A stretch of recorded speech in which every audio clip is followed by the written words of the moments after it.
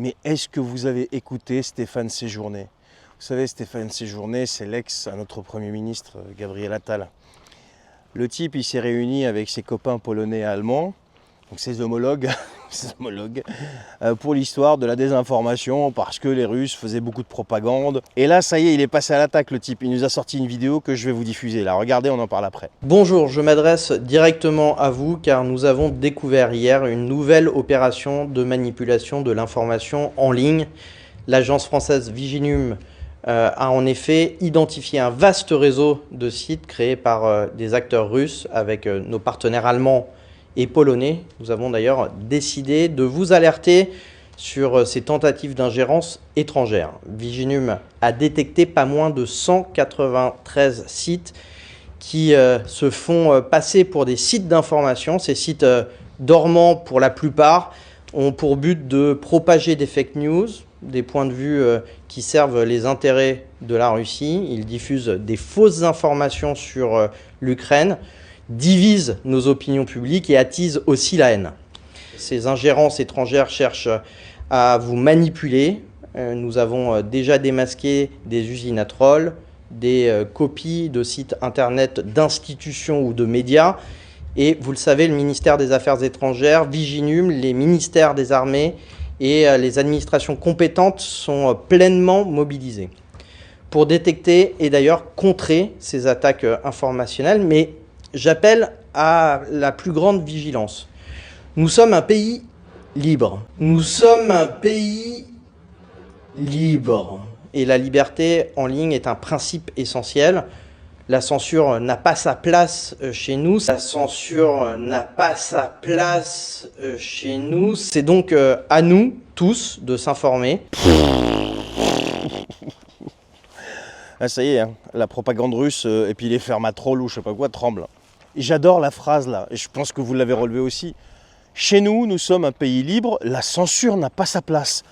Oh bah alors, ah bon? Ah bon? Alors tu peux m'expliquer pourquoi à chaque fois que je parle de vous, vous me dézinguez mes vidéos? Alors que je dis rien de mal, j'expose juste ce que vous racontez en fait. Je commente ce que vous racontez.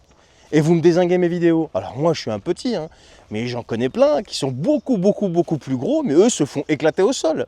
Dès qu'ils osent la ramener sur vous et sur votre gourou. La liberté d'expression, d'accord, ok, ouais. Enfin, oui, vous accordez la liberté d'expression, on peut dire ce qu'on veut, mais attention, en ligne, dès que ça dérange, boum, vous nous déglinguez.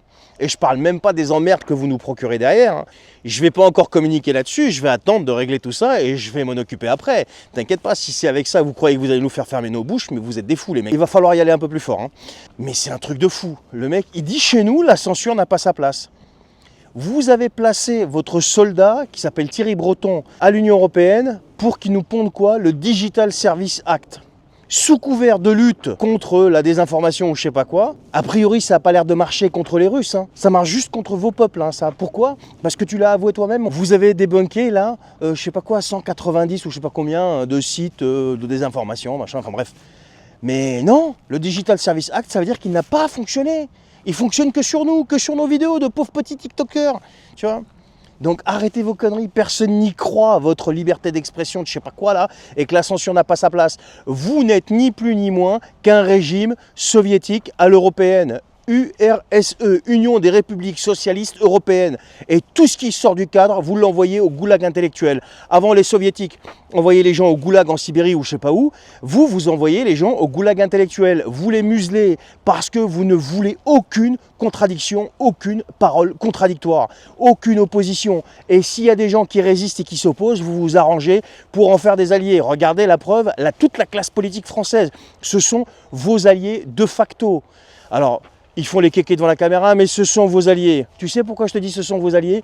Parce que votre patron, à partir du moment qu'il a fait subir tout ce qu'il a fait subir au peuple français, qu'il a insulté le peuple français, qu'il l'a martyrisé, qu'il lui a fait tout ce que tu veux dans tous les sens, et je parle même pas de la pic-pic, eh bien ces gens-là, vos soi-disant concurrents, s'ils ont accepté de s'asseoir à sa table, ça veut dire qu'ils sont totalement contrôlés, et pire encore, ils sont des traîtres au peuple français. Voilà. Alors t'es bien gentil, t'es bien mignon avec tes airs de bébé là, incapable d'aligner 3 phrases sans faire des fautes de syntaxe et d'élocution. Arrête de nous sortir des bêtises pareilles parce que personne n'y croit, personne n'y croit. Et tout ce que je te dis, j'en assume chaque virgule, mon petit. Et si tu veux qu'on en parle en direct, on peut en discuter en direct quand tu veux. Ciao.